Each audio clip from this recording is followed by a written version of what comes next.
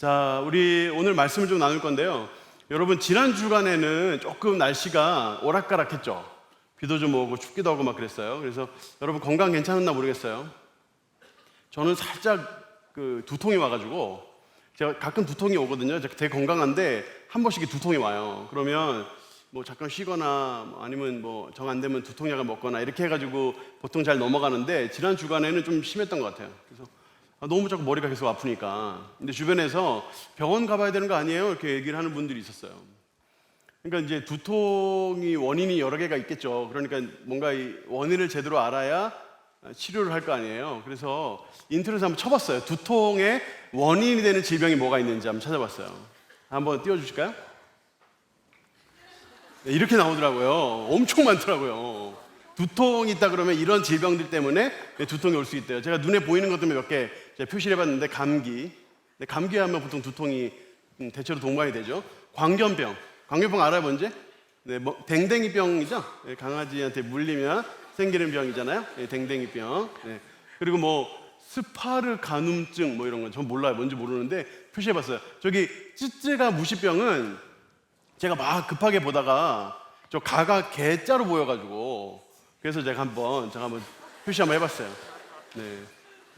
그리고 세습증 뭐 이런 것들이 있대요. 그렇게 이제 저런 원인을 먼저 정확하게 알아야 약을 먹어도 나을 거 아니에요, 그죠? 감기가 걸려가지고 머리가 아프면 감기약을 먹어야 나을 거 아니에요. 그런데 감기 걸려서 머리가 아픈 건데, 이 사람은 생각하기를 뭔가 개한테 물린 기분이야 뭐 이러면서 광견병 뭐 약을 먹으면 병 낫겠어요? 안 낫지. 그러니까 원인을 정확하게 알아야 병을 고칠 수 있잖아요. 근데 사실 우리 모든 일이 다 그렇거든요. 우리가 하는 모든 일이 그래요. 뭔가 문제가 발생했다. 그 문제에 대한 원인을 정확하게 발견을 해야 정확한 해결책이 나온단 말이죠. 여러분, 1853년 그때 오티스라는 화물 엘리베이터 만드는 그 회사에서 안전장치를 설치한 엘리베이터를 최초로 개발해가지고 공개를 했어요. 그러니까 예전에 엘리베이터가 있었는데 줄이 끊겨버리면 그냥 훅 떨어지고 끝나버리니까 상당히 위험한 부분이 있었단 말이에요. 걱정스러운 부분이. 그런데 줄이 끊겨도 중간에 멈추는 안전장치를 한 그런 엘리베이터를 처음 이제 개발을 해가지고 이제 대중에 공개를 했어요. 근데 공개를 했을 때 사람들이 안전하다, 좋다 이런 반응들을 기대를 했거든요. 그런데 반응이 어땠냐면 느려도 너무 느리다. 이게 그들의 반응이었어요. 그러니까 오티스 회사에서 굉장히 당황을 했다 그래요. 아니, 이렇게 안전하고 이거 만들어놨는데 이걸 느리다 그러니까. 그래서 오티스가 처음 한 일은 전국의 가장 유명한 엔지니어들을 다 불러다가 계속 연구를 하게 하는 거예요. 그래서 어떻게 하면 속도를 빨리 할 수 있을지 아무리 고민하는데 그 속도를 빠르게 할 수가 없는 거예요. 안전을 유지하면서 속도를 빠르게 할 수가 없는 거예요. 그래서 고심고심 하는 중에 그 건물 관리자가 무슨 생각을 했냐면, 진짜 뭔가 속도 때문에 사람들이 불만일까 하는 생각을 한 거예요. 원인이 속도인가 하는 질문을 던져본 거예요. 그래서 거기 안에 있는 사람들, 그걸 이용하는 사람들을 유심히 관찰했다는 거죠. 유심히 관찰하니까 속도라는 것보다는 이 사람들의 생각이 엘리베이터 안에 있는 시간이 너무 아깝다, 시간 낭비 같다, 이런 생각을 하고 있다는 것을 발견했어요. 그러니까 원인이 완전히 달라진 거예요. 그냥 엘리베이터 속도가 느려가지고 사람들이 불만을 하는 게 아니라, 그 사람들이 불만하는 원인이 엘리베이터 안에 있는 시간의 그 지루함이었다는 거죠. 속도가 아니라 지루함이었다는 거예요, 원인이. 그럼 지루함을 없애주면 될 거 아니에요. 그래가지고 아주 손쉽게 이 문제를 해결했어요. 뭔지 아세요? 아시는 분 있죠? 네, 거울을 설치하는 거잖아요. 거울을 설치하니까 사람들이 거울 보고 시간을 보내는 거. 옷 매무새도 뭐 보고, 얼굴에 뭐 묻은 거 없나도 보고, 머리도 뭔지, 이렇게. 그러니까 그런 식으로 이제 문제를 해결하는 거죠. 그러니까 뭔가 문제가 발생했을 때 원인이 무엇인지 정확하게 알면 그 원인에 따라서 해결책이 나온단 말이죠. 오늘 성경에 보면 아주 큰 문제가 발생을 하거든요. 이스라엘 백성들이 블레셋과 전쟁하는 일이 벌어졌어요. 블레셋과 전쟁을 벌어졌는데, 이때 보면 블레셋이 해변가에 살고 있었단 말이죠. 근데 원래 해변가에 살고 있었냐? 그렇지는 않았어요. 블레셋이 해변가에 살고 있는 자리를 잡고 있는데, 그 자리를 잡고 있으면서 이제 이스라엘하고 맞붙게 된 거예요. 근데 여러분들이 이렇게만 딱 이야기하면 뭐 그냥 뭐 전쟁 뭐 고대 운동에 전쟁이 있는 것은 뭐 맨날 있는 일이니까 뭐 그렇구나 이렇게 하고 지나갈 수 있어요. 근데 이런 일들이 사실은 우리 일이라고 생각하면 이게 가벼운 일이 아니거든요. 예를 들어서 우리나라 임진왜란 터졌을 때 외에 계신 분들이 보통 외놈이라고 하는데 좀 그러니까 외라는 하여튼 거기 계신 분들이 하여튼 배 타고 들어왔잖아요. 조선 땅으로 들어온 게 임진왜란이잖아요. 들어와가지고 파죽짓에 바로 한양으로 진격, 승승장구하면서. 그러니까 그때 당시 왕 손조 어떻게 해요? 도망가잖아요. 한양 버리고 군대 버리고 백성 버리고 도망간다고요. 어디로 도망갔어요? 어디로 도망갔어요? 의주로 도망갔거든요. 의주가 뭐예요? 의주가 압록강 바로 앞이거든요. 여차하면 어떻게 하겠다는 거예요? 여차하면 중국으로 망명하겠다는 거예요. 왕 손조가 여차하면 명나라로 도망가려고 당시에 중국으로. 그럼 무슨 말이냐면 나라가 망할 수도 있는 상황이었다니까. 우리가 지금 일본어 쓰고 있을지도 모른다니까요. 그때 이순신 없고 의병들 없었으면 우리 지금 일본어 쓰고 있는다고요. 그러니까 지금 블레셋이 지금 쳐들어와가지고 전쟁하고 있는 이런 상황이 이게 가벼운 상황이냔 말이죠. 잘못하면 이스라엘 없어지는데 보통 상황이 아닌 거죠. 그런데 전쟁에 맞붙었어요. 그랬더니 결과가 어땠어요? 사무엘상 4장 이제 1절 하반절부터 2절에 보면 그 둘이 싸우다가 블레셋이 블레셋 사람 앞에서 패했어요. 이스라엘이 패한 거예요. 군사가 4천 명이나 죽었어요. 그러고 나서 이제 1차전이 끝난 거예요. 그러니까 이 상황이 사실 어떻게 보면 굉장히 급박한 상황이라고요. 근데 이런 급박한 상황 속에서 패배했으니까 원인을 찾아야 되잖아요. 그러니까 이스라엘 백성들도 원인을 찾기 시작한 거예요. 그리고 보통 사람들이 찾는 게 아니라 장로님들이 찾는 거예요. 그러니까 장로라고 하면 지금 우리 교회 장로님을 의미한다기보다는 그 마을에 또 이스라엘에 나이 많은 지혜로운 사람들이 모여가지고 도대체 왜 우리가 패배했을까? 그 원인을 찾는 거예요. 그 원인을 사무엘상 4장 3절 상반절에 이렇게 이야기를 하는데 여호와께서 어찌하여 우리에게 오늘 블레셋 사람 앞에 패하게 하셨는가? 그렇게 이야기를 하는 거예요. 자, 한번 블레셋 사진 한번 보여주실까요? 블레셋의 지역이 이와 같아요. 제가 지도 하나, 블레셋이 이렇거든요. 저기가 블레셋이 사는 지역이에요. 근데 지금 이스라엘하고 예루살렘하고 사실 거리가 멀지 않단 말이죠. 가까워요, 되게. 전체적으로 보면 여러분 그 이스라엘 지도 세상에서 제일 그리기 쉬운 거 알죠? 제가 그림 진짜 못 그리는데 하나 그려볼게요. 이스라엘 지도는 정말 그리기가 쉬워요. 원 2개 그리고 줄 하나 그리면 되거든요. 조그맣게 원 하나 그리고 밑으로 쭉 내려가지고 크게 원 하나 그리고 이렇게 하면 이게 이스라엘 지도예요. 지도처럼 보여요? 네, 맞아요, 지도. 네, 보이나 모르겠다. 자, 여기쯤이 예루살렘이에요. 여기가 예루살렘. 그런데 블레셋 지역이 어디냐? 여기 부분이에요. 여기 부분. 여기 이렇게. 그래서 가드 해가지고 5개 성이 여기 딱 있고 이게 블레셋 지역이거든요. 근데 이 사람들 여기 계속 살았냐? 아니에요. 여기 지중해잖아요. 지중해. 여기 지중해거든요. 이분들이 지중해를 상대로 살았던 그냥 해양 민족이었을 것이라고 봐요. 고대 해양 민족들, 저쪽 에게해라든가 저쪽 위쪽 그리스 위쪽에 살던 사람들이 이제 말하자면 이제 나쁜 말로 하면 해적, 좋은 말로 하면 이제 여러 나라를 배 타고 다니면서 이제 문화를 전하는 문화전도사. 근데 이런 사람들이죠. 그래서 이렇게 살다가 이렇게 쭉 살다가 이제 본인들도 이제 좀 정착을 하고 싶은 거예요.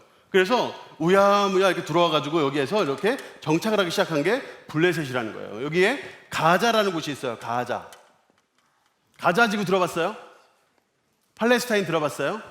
팔레스타인이 이제 영어로 하면 팔레스타인이고 그걸 한국어로 바꾸면 그게 블레셋이에요. 그러니까 블레셋 사람들의 이제 후손들이 지금 현재 가자에 살고 있고 그 사람들이 지금 이제 블레셋 사람들인 거죠. 여기 지금 이 사람들이 이렇게 점점 세력을 멀치면서 여기 안에 살기 시작을 하는 거예요. 그럼 원래 여기는 누구 땅이었어요? 원래 이 지역은 누구 땅이었어요? 원래 이스라엘 땅이었어요. 이스라엘 땅이었는데 그 이스라엘 땅에 이스라엘 백성들이 자꾸 범죄하고 죄 짓고 막 이러니까 하나님께서 그냥 내버려 두고 또는 블레셋을 통해서 혼내시고 이러다 보니까 블레셋이 점점 여기에 자리를 잡는 거예요. 이렇게. 그런데 모든 해양의 그 해변에 사는 모든 나라들의 그 간절한 소망이 있죠. 그게 뭐예요? 일본의 간절한 소망이 뭐였어요? 그 외분들의 가장 간절한 소망이 뭐였어요? 임진왜란 왜 일으켰어요? 대륙으로 진출하는 거예요. 인지나라의 구실에 뭐였는지 알아요? 야, 나 명나라 치러 가니까 길 비켜, 이거였거든요. 임진왜란 일으킨 구실이 그거였다고요. 나는 니네들하고 싸울 생각이 없어. 나는 지금 중국 치러 가니까 길이나 비켜, 이거였거든요. 그러니까 거기서 맞붙은 거예요. 왜냐하면 그때 당시 조선은 일본을, 그러니까 명나라를, 중국을 아버지 나라로 모시고, 그러니까 아버지 치러 간다는데 길 비키는 아들이 어디 있어요? 그러니까 이제 싸움이 벌어지는 거죠. 여기도 마찬가지예요. 블레셋도 마찬가지예요. 블레셋도 지금 여기에서 어디로 가고 싶은 거냐면 대륙으로 진출하고 싶은 거예요.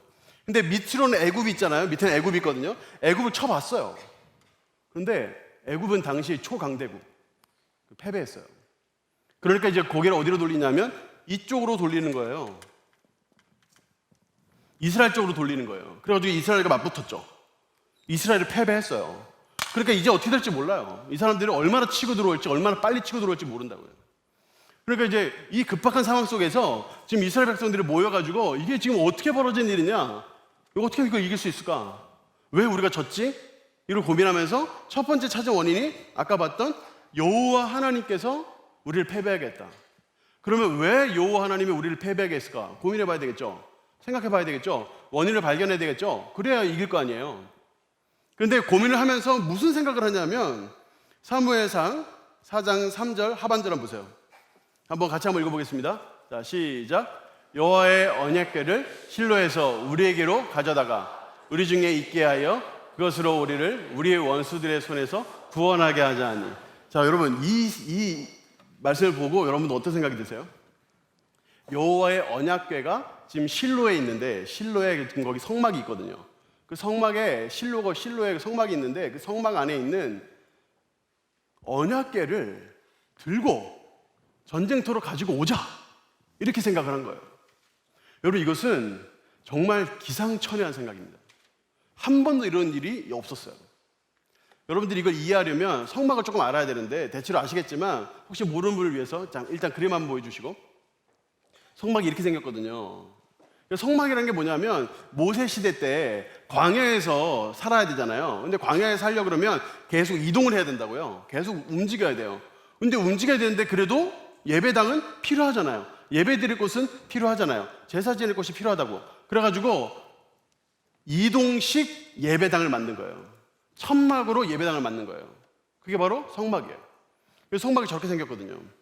그래서 저게 다 뜯으면 다 움직일 수 있는 것들이에요. 그래서 다 들고 움직였다가 구름기둥, 불기둥 움직이면 다 해체, 다 들어가지고 레위인들이 다 어깨 메고 다 움직이다가 이제 멈추면 또 다시 설치 쫙 해가지고 이렇게 해가지고 쓰던 게 성막이란 말이죠. 근데 성막의 가장 깊숙한 곳에 있었던 게 바로 언약궤예요. 자, 제가 성막을 한번 평면도로 한번 그려볼게요. 한번 보세요. 자, 일단은 성막이 이렇게 사각형으로 되어 있어요. 그리고 이쪽이 문이에요. 문이 굉장히 넓어요. 이게 성막의 특징이에요. 문이 굉장히 넓어요. 아무나 올 수 있어요. 많은 사람이 올 수 있어요. 성막의 특징이에요. 딱 들어가자마자 뭐가 있냐면 여기 딱 네모난 게 하나 딱 있는데 이게 바로 번제단이라는 거예요. 여기서는 양, 소, 염소 여기다 잡아요. 여기서 잡아가지고 불태우는 곳이에요. 여기 옆에는 양 잡는 곳, 소 잡는 곳 이렇게 있어요.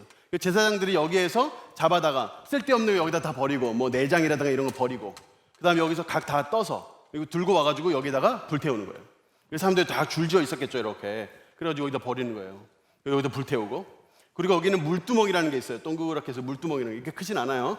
물두멍이라는 게 있어요. 이 물두멍은 제사장들이 손과 발을 씻는 곳이에요. 그래서 성소로 들어가기 직전에 여기 와서 손과 발을 씻어야만 성소에 들어갈 수 있었어요. 성소는 이렇게 되어 있는데 가운데 천막이 있어요. 가운데 천막이 있고 여기가 성소, 여기가 지성소. 성소라는 것은 거룩한 곳이라는 뜻이고 지성소라는 것은 거룩한 곳 중에 가장 거룩한 곳 이런 뜻이에요. 그래서 여기에는 떡상, 진설병이라고 하죠. 말씀을 상징하는 떡상이 있고 여기는 등대, 이 불 7개 이렇게 돼 있어가지고 등대가 있어요. 이렇게 등대.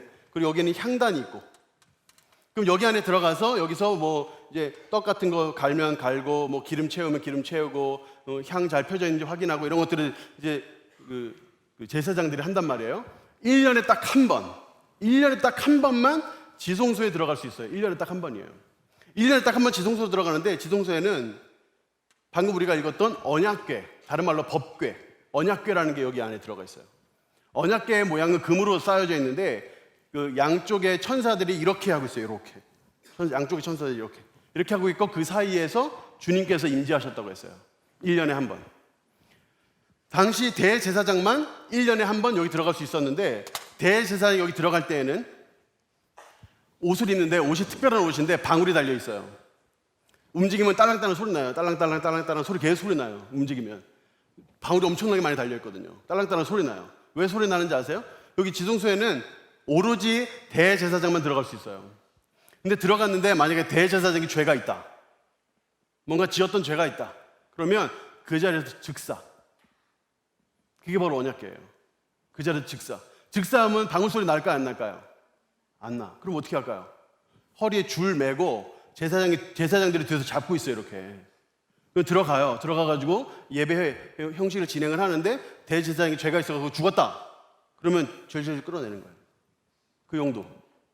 그러니까 이 언약궤, 저 언약궤는요 엄청 중요한 거예요. 그러니까 저 언약궤에 사람들이 나오는 거지 저 언약궤를 뭐 무슨 자기 집 창고 들어가듯이 들어가가지고 그걸 들고 와가지고 실로에서 들고 가가지고 전쟁터로 갖고 온다고요? 말도 안 되는 소리. 근데 이런 말도 안 되는 생각을 당시 이스라엘 백성들이 한 거예요. 그래서 이 창의력 좋은 이 사람들이 진짜 한 번도 생각 안 해봤던 그 언약궤를 진짜 들고 옮겼어요. 전쟁터로 들고 왔다고요. 이런 말도 안 되는 일을 당시 했어요. 그러니까 이런 말도 안 되는 일을 했을 때 사람들의 반응이 어땠나 보세요, 여러분. 사무엘상 4장 4절인데 자, 여러분 보세요. 사무엘상 4장 4절 한번 보여주세요. 이에 백성이 실로에 사람을 보내서 그룹 사이에 계신 만군의 여호와의 언약궤를 거기서 가져왔다. 자, 여러분 보세요.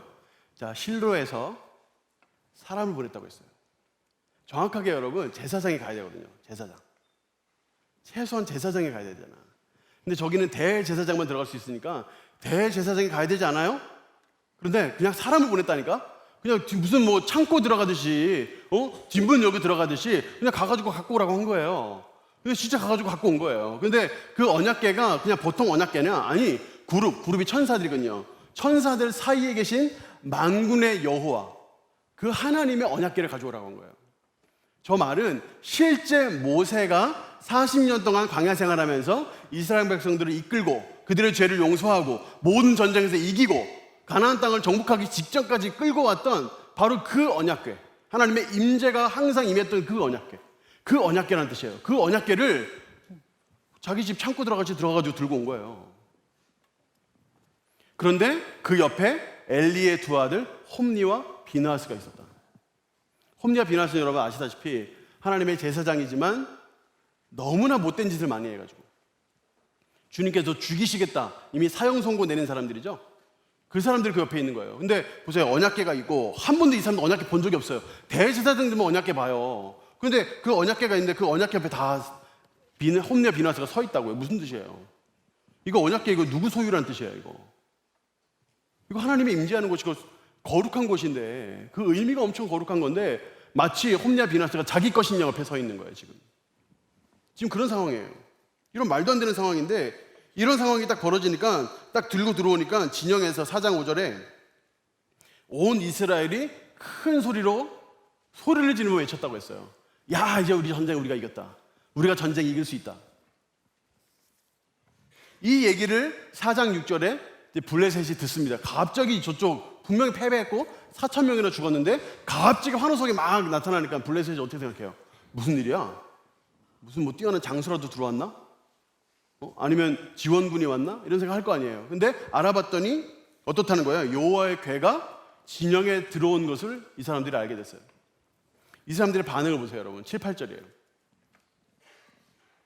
우리에게 화로다. 우리에게 화로다. 지금 블레셋 사람들은 이 여호와의 언약궤를 두려워하고 있어요. 두려워할 수밖에 그 명성이 자자하거든요.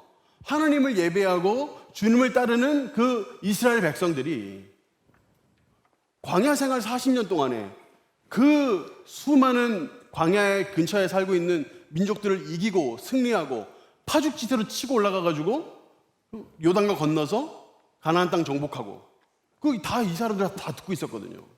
근데 그 핵심의 여호와의 계획, 언약궤가 있다는 거 이 사람들이 안다고요. 그러니까 그 언약궤가 왔다는 소식에 겁을 안 먹겠어요?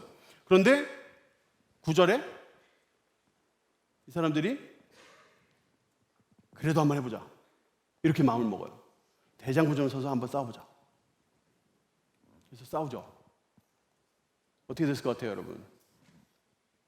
자, 10절, 11절은 보세요, 여러분. 말도 안 되는 일이 벌어지는 거죠. 일단은 블레셋 사람들이 공격을 했어요. 이스라엘이 패배했어요. 그것도 참패. 사륙이 심히 컸다고 했어요. 전쟁에서 참패 중에 참패. 죽은 사람만 3만 명. 하나님의 궤를 빼앗겼고, 아이고야, 하나님의 궤가 빼앗겼어요. 하나님 여호와의 궤, 그 언약궤가 빼앗겼다고요. 그리고 엘리 두 아들 홈리와 비나스가 거기서 죽고, 그리고 11절에 죽고, 그리고 나서 그 뒤에 보면 이제 엘리 제사장도 죽죠. 이쯤 되면 이건 뭐 언약궤가 아니라 그냥 하나의 궤짝이죠, 궤짝. 그냥 궤짝 들고 온 거예요.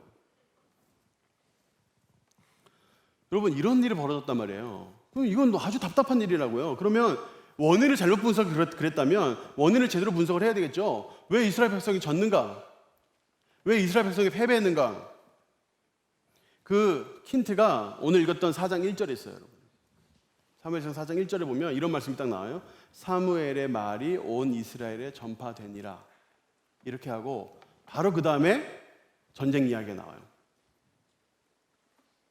여기서 여러분들이 이렇게 저게 좀 이상하지 않나? 이렇게 의문을 가져야 돼요. 좀 이상하지 않아요? 문맥이 이상하지 않아요? 어떤 학자들은 너무 저 앞에 사무엘의 말이 온 이스라엘에 전파되니라 저 말과 그 다음 말씀이 너무 연결이 안 되니까 이거 나중에 삽입된 거 아니냐 하는 이야기도 해요. 4장부터 6장까지. 4장 1절 하반절부터 6장 그 끝부분까지 요만큼 딱 떼가지고 돌아다니는 다른 이야기들이 여기 사무엘상 쓰던 사람이 거기다 탁 껴넣었다고 생각할 정도로 너무 문맥이 안 맞아요. 그런데 하나님의 영감으로 사무엘상을 쓰고 있는 이 기자는 이 이야기를 의도적으로 넣은 거예요. 지금 사무엘이 드디어 이스라엘의 지도자로 성장하고 있는 과정에서 하나님의 말씀을 이스라엘에 전파하고 있는 중이에요. 이건 완료형이 아니라 진행형이에요. 이스라엘에게 전파하고 있는 중이에요. 전파하고 있는 중인데 이 전파하고 있는 중에 이스라엘 백성들의 상태가 어떠냐는 거예요. 영적인 상태가 어떠냐는 거예요. 이스라엘 백성들의 영적인 상태. 이스라엘 백성들의 영적인 상태는 하나님의 언약궤를 자기 집 두단 들듯이 들어가가지고 제사장이 갖고 오는 것도 아니고 사람 시켜다가 들고 와가지고 전쟁 때 갖고 와가지고 빼앗기는 이런 상황이라고요. 이런 상황에 지금 이스라엘 백성들의 상황이 영적인 상태가 이 모양이라고 지금. 그러니까 전쟁에서 패배할 수밖에 없죠. 아무리 언약궤가 있으면 뭐합니까? 언약궤에 대해 순종하는 사람이 없고 그래서 경외하는 사람이 없고 그 언약궤를 따르는 사람이 없는데 그 언약궤가 무슨 소용이에요? 그러니까 전쟁에 참패하고 언약궤를 빼앗기는 이런 수모를 겪는 거죠. 비느하스의 아내가 죽임을 당하는데, 그러니까 아이를 낳다가 죽는데 이 고통 속에서, 이 난리통 속에서 아이의 이름을 이가봇이라고 지었어요. 영광이 떠났다. 하나님의 영광이 이스라엘 떠났다. 그렇게 이름을 지었다고요. 그러면 도대체 왜 이런 일이 벌어졌는가 하는 거예요. 하나님의 말씀을 순종하지 않았기 때문에 그래요. 여러분 신명기 30장을 한번 보세요. 신명기 30장에 보면 이런 말씀이 있어요. 보라, 내가 오늘 생명과 복과 사망과 화를 내 앞에 두었다. 생사화복을 지금 너 앞에 두었다. 곧 내가 오늘 내게 명령해서 내 하나님 여호와를 사랑하고 그 모든 길을 행하며 그 명령과 규례와 법도를 지키라. 그리하면 내가 생존하며 번성할 것이다. 생과 복을 너에게 줄 것이다. 뭐하면? 하나님 말씀을 따르고 주님을 사랑하면. 그러나 내가 만일 마음을 돌이켜 듣지 아니하고 유혹을 받아 다른 신들에게 절하고 그를 섬기면 내가 오늘 너희에게 선언하노니 너희가 반드시 망할 것이라. 사망과 화를 당하게 될 것이라는 거예요. 내가 생사화복 네 앞에 뒀다. 이거 선택 누가 하는 겁니까? 우리가 하는 거예요. 이스라엘 백성들이 선택한 거예요. 이스라엘 백성들이 바로 사망과 화를 선택을 했어요. 그래서 지금 이와 같은 사단이 벌어진 거예요. 여러분, 언약궤는 말 그대로 정말 성물입니다. 하나님께서 지금 언약궤를 없애버리셨죠? 지금 언약궤 없습니다. 하나님께서 없애버리셨어요. 만약에 그게 남아있다면 다 아마 언약궤 섬기느냐고 우상숭배하느냐고 난리가 날 거예요. 하나님 없애버리셨거든요, 지금. 그렇게 해야 될 정도로 아주 사람들의 마음속에 각인되어 있는 아주 강력한 하나님의 인재의 어떤 도구였다고요. 성물이었다고요, 성물. 근데 그 언약궤를 사람들이 마치 괴짝 쓰듯이 전쟁터에 들고 나갈 거예요. 근데 그 언약궤가 그게 능력이 없습니까? 능력이 있죠. 하나님 말씀이 그 안에 있는데. 그래서 그 언약궤가 누구를 공격한 거예요? 이스라엘 백성들은 블레셋을 공격해 주십사 하고 그 언약궤를 들고 왔을 거라고요. 그런데 여러분 보세요. 지금 하나님의 말씀은 누구를 공격하고 있어요? 응? 이 언약궤가 누구를 공격하고 있어요? 이스라엘을 공격하고 있는 거예요.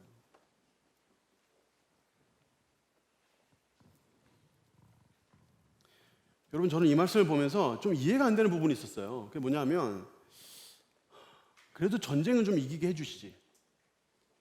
다른 방식으로 좀 벌하시면 안 되나? 이런 생각을 했어요. 왜냐하면 언약궤를 빼앗기는 게 무슨 수치예요, 이게. 하나님, 살아계신 하나님의 언약궤인데, 살아계신 하나님의 언약궤를 빼앗겼는데 이거 얼마나 수치예요. 그러니까 그래도 전쟁에서 저 정도까지는 안 되게 하시지. 이런 생각을 했다고요. 그런데 그 생각을 기피하는 중에 하나님의 마음이 이랬던 것 같아요. 내가 영광을 잠시 잃어버리는 한이 있더라도, 내가 영광을 잠시 잃어버리는 한이 있더라도 내가 너희를 깨끗하게 하고 가겠다.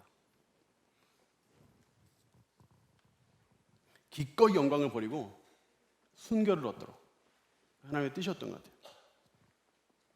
마태복음 18장 8절에서 9절 한번 보세요, 여러분. 만일 내 손이나 내 발이 너를 범죄하게 하거든 찍어내버리라. 장애인이나 다리 저는 자로 영생에 들어가는 것이 두 손과 두 발을 가지고 영원한 불에 던져지는 것보다 나으니라. 만일 내 눈이 너를 범죄하게 하거든 빼어내버리라. 한 눈으로 영생에 들어가는 것이 두 눈을 가지고 지옥불에 떨어지는 것보다 나으니라.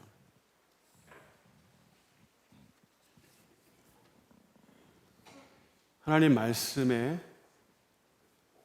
순종하지 않는 자, 그들에게는 어쩔 수 없이 하나님께서 이미 약속하시고 우리에게 이미 여러 번 말씀하신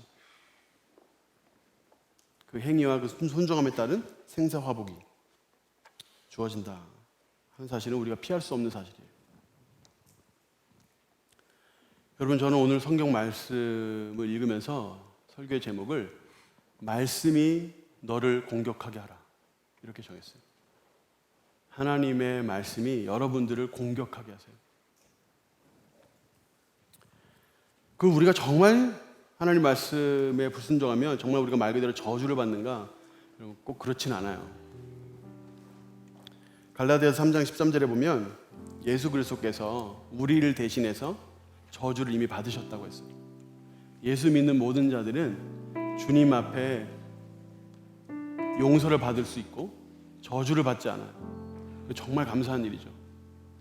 주님께서 나무에 달려 죽으셨거든요. 예수님이 십자가에 달려 죽으셨다고요. 여러분은 이 말이 너무나 많이 들은 말이라서 별로 와닿지 않으세요? 여러분, 주님의 십자가가 없으면 여러분 여기 앉아있지도 못해요. 우리들이 이스라엘 백성들과 뭐가 다릅니까? 지금 3만 명이 죽었어요, 지금 전쟁터에서. 그런데 저주받지 않으니 마음대로 살아도 되는가? 히브리서 12장 7, 8절을 보세요, 여러분. 너희가 참음은 징계를 받기 위함이라. 하나님의 아들과 같이 너희를 대우하시나니 어찌 아버지가 징계하지 않는 아들이 있으리요. 징계는 다 받는 것이거늘 너희에게 없으면 사생자여 친아들이 아니니라. 저주는 받지 않지만 징계는 받습니다. 하나님께서 우리를 징계하셔요. 그러니 여러분, 깨어 있어서 하나님의 말씀이 여러분들을 공격하게 하세요. 말씀을 듣고 말씀을 배우고 말씀을 읽고 말씀 안에 살면서 말씀에 여러 번 찔림을 여러 번 당하세요. 여러분들이 평소에 얼마나 말씀에 찔림을 받는가, 그것이 여러분들이 징계받는 자리로 가는가 아니면 하나님의 복을 경험하는 길로 가는가를 결정합니다. 여러분, 우리 삶에 여러 가지 힘든 일들이 벌어집니다. 그 모든 일들이 다 하나님의 징계는 아니에요. 그런데 각자가 알 거예요. 내 삶에 벌어지고 있는 이 일은 하나님의 징계구나, 주님께 돌아가야 하는구나, 하나님 나를 지금 다시 돌아오라고, 아버지 되신 내 아버지께서 나를 지금 돌아오라고 지금 말씀하고 계시는구나, 여러분들은 알 거라고요. 누가 아프고 누가 다쳤는데 가가지고 야, 너 하나님 징계하신 거 아니야? 이런 소리 하면 안 돼요, 여러분. 그건 모르는 일이에요. 그런데 내 스스로 나 자신은 한번 고민해 봐야 된다는 거예요. 여러분들은 누구한테 그런 소리 하면 안 되지만 여러분들은 여러분 자신을 돌아보면서 내 삶에 일어나고 있는 이 일이 하나님의 징계는 아닌가 고민해 봐야 한단 말이에요. 그걸 고민하는 것이 여러분에게 정말 유익하다고요. 하나님은 무조건 사랑의 하나님이니까 나는 무조건 사랑만 해주실 거야. 여러분, 그렇지 않아요.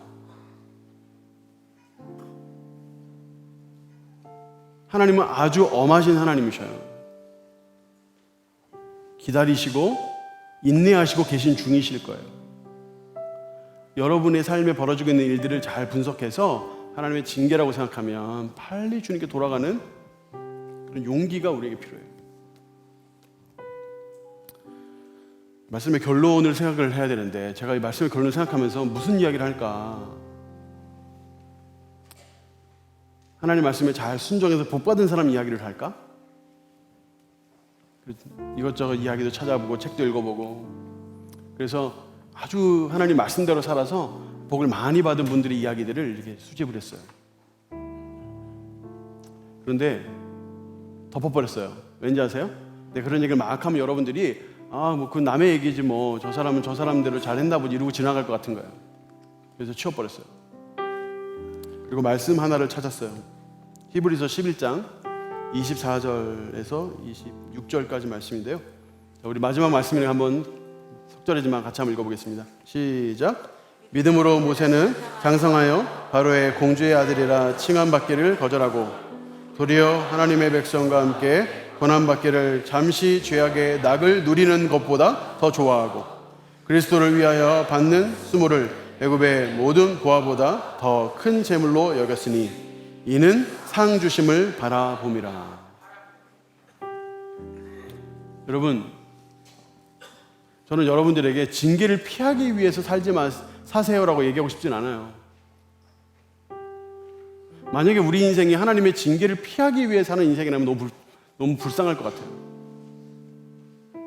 아니, 그 사랑의 하나님을 섬기면서 징계 안 받으려고 도망다닌다는 게 너무 안타까운 일 아니에요? 근데 주님은 우리에게 상 주기를 원하신단 말이에요. 상을 주기를 원하세요. 여러분, 하나님 말씀이 떨어지면 그 말씀을 무슨 일에서도 굳게 붙잡는 거예요. 여러분, 어떨 때는 그 말씀이 마치 가시가 잔뜩 돋은 뾰족뾰족한, 딱 집으면 당장에 피가 흐르는 그런 물건인 것처럼 느껴질 때도 있어요. 하나님 말씀 순종한다는 게 쉬운 일이 아니거든요. 그런데 그것이 정말 하나님 말씀이고 그것이 정말 하나님께서 내게 말씀하시는 거라면 목숨 걸고 부어잡을 수 있어야 돼요. 여러분, 그런 용기가 필요해요.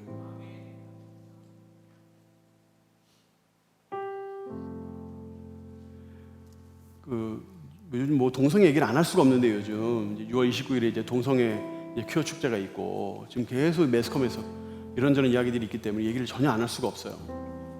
여러분, 지금 동성애 문제가 심각하거든요.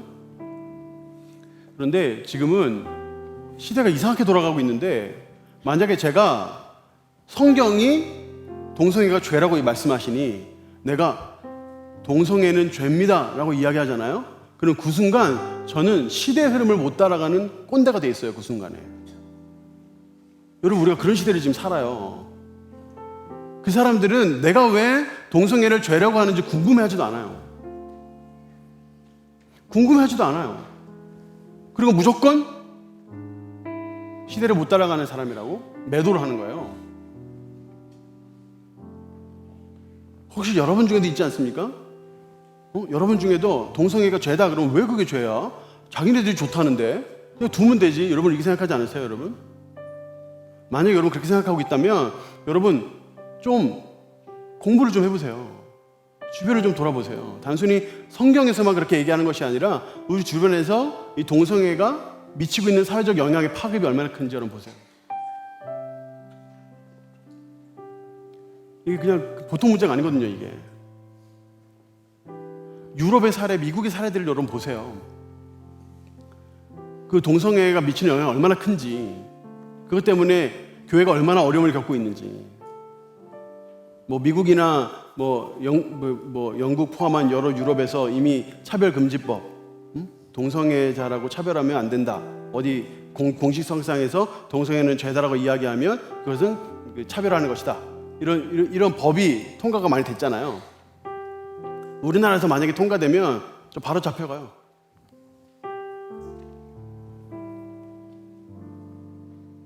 근데 그런 시대에 왜 살아간단 말이죠? 그러니까 죄가 그냥 정상화되어 있는 시대를 살아가는데 이런 상황 속에서 하나님 말씀이 무엇이고 그 뜻대로 산다는 게 무엇인지 깊이 고민해 봐야 되잖아요, 여러분. 공부해야 된다요, 공부. 알아봐야 한다니까. 저와 여러분이 살아갈 세상이잖아요, 그 세상이. 여러분의 자녀들이, 여러분의 친구들이, 여러분의 동생들이 겪게 될 세상이란 말이죠. 여러분 개인적인 것도 마찬가지고, 개인적인 죄도 마찬가지고, 사회적인 여러 가지 이슈들도 마찬가지고 고민해 봐야 한다니까. 하나님 말씀에 이렇게 비추어 봐서 이게 진짜 뭐가 문제인지, 뭐가 죄라고 이야기하는지, 그럼 우리가 어떻게 행동해야 하는지, 어떻게 목소리를 내야 하는지 이런 것들을 고민해 봐야 되는 시대를 우리가 지금 살아간다고요. 여러분, 잠시 죄악의 낙을 누리는 것보다 차라리 고난을 당하는 것을 기뻐하는 용기가 필요해요. 잠시 죄를 짓는 것보다 고난을 당하더라도 그 죄를 짓지 않으려고 몸부림치는 그런 노력이 우리에게 필요해요. 그렇게 하면 우리 하나님께서 우리에게 상을 주실 테니까 그 상을 바라보며 살 수 있잖아요. 이스라엘 백성들의 이 일이 여러분 가볍게 생각하지 마세요. 이스라엘 백성들의 이 일은 너무나 사실 우리의 삶과 맞닿아 있어요. 하나님 말씀이 그 명예가 실추되고 영광이 떠나고 많은 사람들이 죽고 고통을 당하고 이런 일들이 우리들의 죄들이 만드는 결과일 수도 있어요. 그래서 우리는 이 말씀을 심각하게 받아들여야 해요. 자, 우리 찬양하면서 함께 나아가도록 하겠습니다.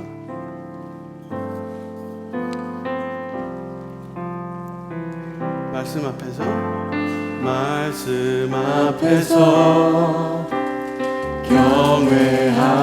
경외함으로 주께 홀로 섭니다.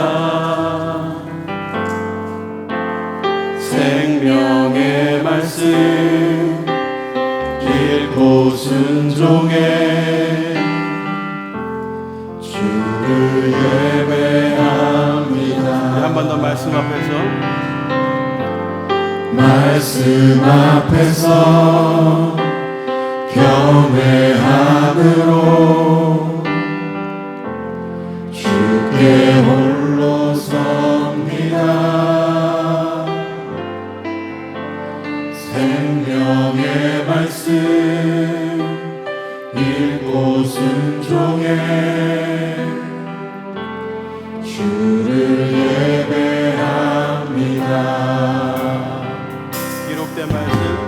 기록된 말씀 힘이 있어서 진리로 우리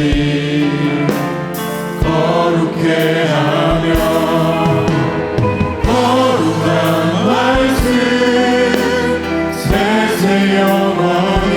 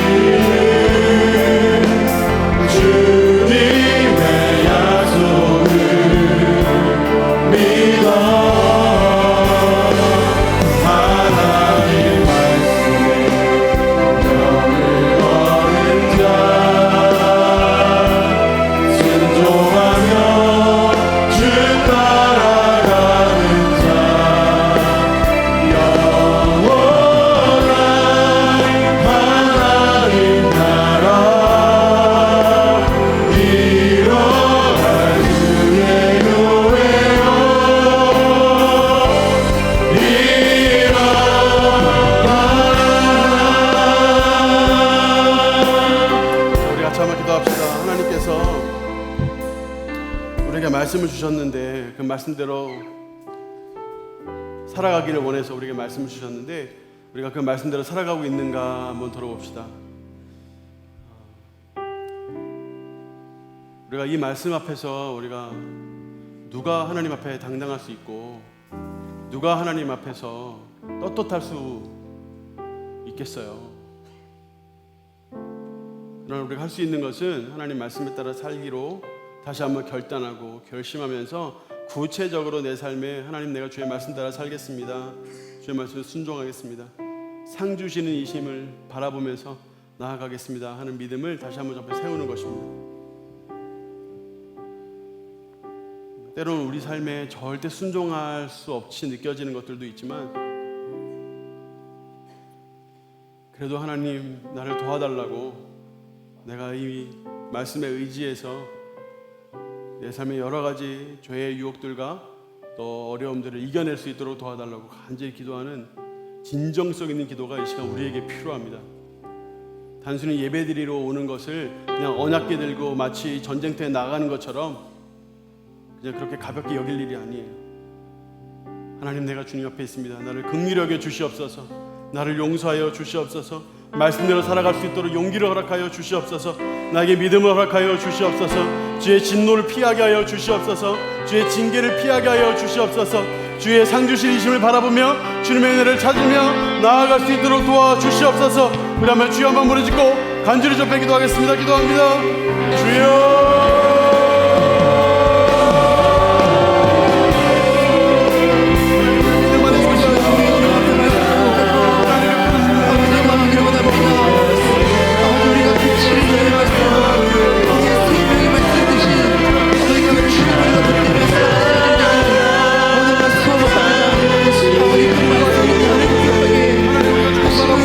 기억하였습니다.